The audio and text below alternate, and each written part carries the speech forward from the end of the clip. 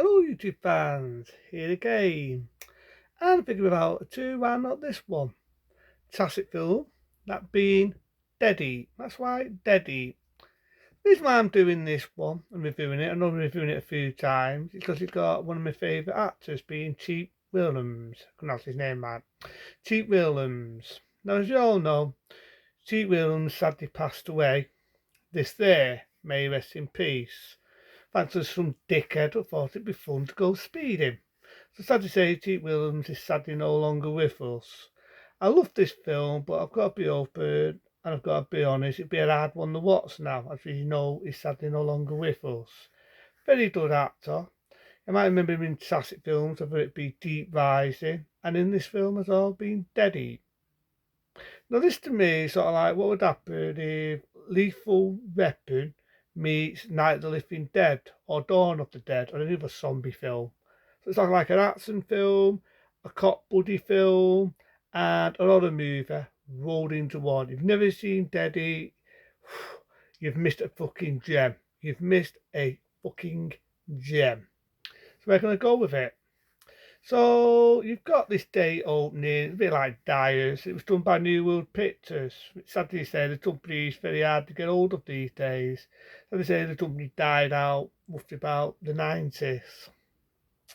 So it's not a bad one, this. So you've got these dickhead bank robbers, Cheat Williams and his partner. Both team up and they shoot the baddies, and they find it funny that the baddies don't get killed. But I love the scene. He gets in a car, Cheat Williams, he rams it, and he kills the fuckers. I love it when they drop this bomb and one of them goes, uh-oh. So it definitely has a bit of humour in it as well. It's definitely not taken serious. So the rest of the day in the bodies, this woman who got the idea is a love interest of our main character. She realises that these people were already dead. They already had an autopsy, so even though they were dead, they were already dead. Bit confusing, but you get the gist of the film as it goes on. So they go to this place to investigate why they're not dead, and it turns out they've got this machine that can resurrect people from the dead. So what happens is, it's a bit like I say, it's hard to watch, because like I say, the actor Cheat Williams is no longer with us. May he rest in peace. But there's a good bit where this dead thing comes alive, a bit like a biker with three faces. He's fighting with him and everything. And he falls in this machine like the depression room, where apparently they do experiments and they kill animals. He suffocates and dies. That's why I say it's a hard one to watch now, if you know he's no longer with us. But his partner finds this thing and they sort of resurrect him back from the dead. The only downfall is he's not really come back because you slowly turn to mush. You slowly die slowly. And I do love the way they do that. I mean, there's bits where his hair's coming out and so on. And I love the bit where I think there was a nightmare scene, which sadly was deleted out the film. He has a nightmare. But there's a good bit where he's pushing his hair, he pushes the mirror to one side, and he sees this zombie, he freaks out, and so on. But like I say, you meet this girl halfway through the film. I love the bit where he's fighting these people in this taffy place, and he cuts his hand, and the woman says, "You're not bleeding," and he says that line, "Lady, I'm fucking dead. No need to be rude." But I do love the bit, I've got ahead of myself here. There's a bit where they're shooting these people, he gets shot to fuck, up there, he's already dead. And he jumps out of water and his partner helps out. But his partner stays in the house and they fuck off. You do get Vincent Price in this. May he also rest in peace. You all remember him in the golden days of horror films. And I love the bit, they're going back, they find his mate has been murdered, but he does do some death. But the best bit in this, the most iconic scene in this, I always thought there was going to be a love scene between the door and him, not the case. Because he goes in, it turns out she's had a shower, and she slowly melts in front of him, because it turns out she was also resurrected by that machine. But a good bit of practical effects. She says that line, "I'm sorry, forgive me," and she just slowly melts right in front of him. It's really good, really gruesome. Practical effects, our fucking missile. And then he goes after the ones. He discovers by this number that it's the boss of the woman who is his ex-girlfriend who works in his autopsy place. He's the main villain. He's been trying to make money in this resurrecting thing.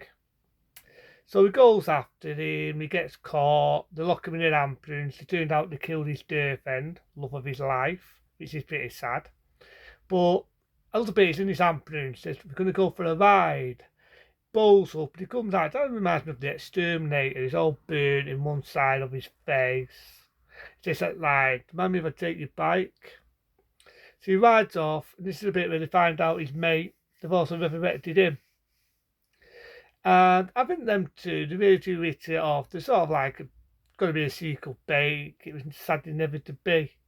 So they shoot the baddies. The bad guy shoots himself in the head. They resurrect him. I love the bit where they say, I wonder what would happen if you resurrect him again. Ew, don't have to see that. And he just bowls up. I love the bit where he says, damn it, you cheated me. Vincent Price says the line, we can bring it back, make it eternal, and they shoot the machine, and they both walk off. The only issue is, they're so laid back, they've been resurrected, right? And you're slowly going to melt. And they just act like it's fuck all, they walk off, end of movie. But it's like I say, it's one of these now, it's hard to watch. As we all know, Cheap Williams is sadly no longer with us, the main star of the film. But I think him and the one that plays his partner, they both hit it off. And it's like I say, it's like what would happen if Lethal Weapon was to turn into a horror movie? I mean, they're resurrecting these dead people, they're all coming back, some of them are all badly deformed and monster looking. And I just love the imagination in this. It's not really a long movie, this. It's not really long, but it's one of them. It goes at a really good pace. It doesn't overwhelm itself. It's got some good practical effects. How I fucking miss practical effects. You know what I mean? You got a big thing down to our main character. You've got his other mate, and I do know back in the day there was a making. The only thing that pisses me off is trying to get Deddy in this country. Best of Britain. Best of fucking Britain. It's 30 impossible. But if you can ever find Deddy, I would say check it out. It's an hidden gem. Hidden gem. It came out in 1988. It was a good day for movies. I mean, same day you had Slugs, you had A Fire, The Princess of Darkness. One time I might talk about that along the road. Very good comedy with A Fire.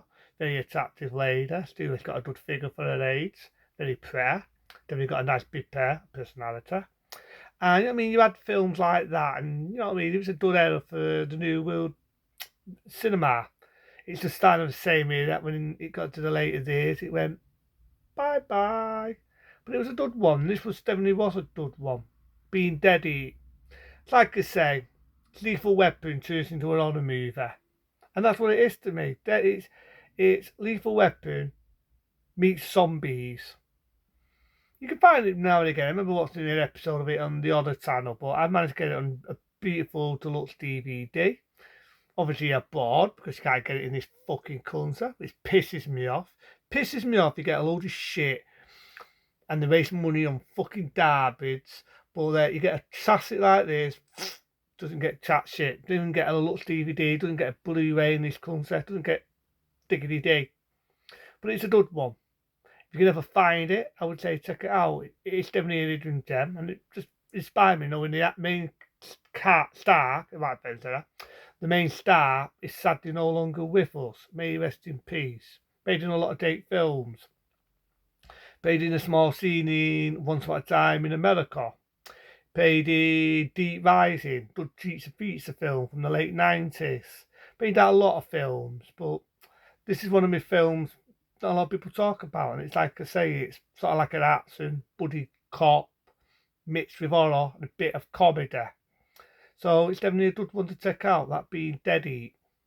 But into them people, be smart, be safe, and I'll see you later.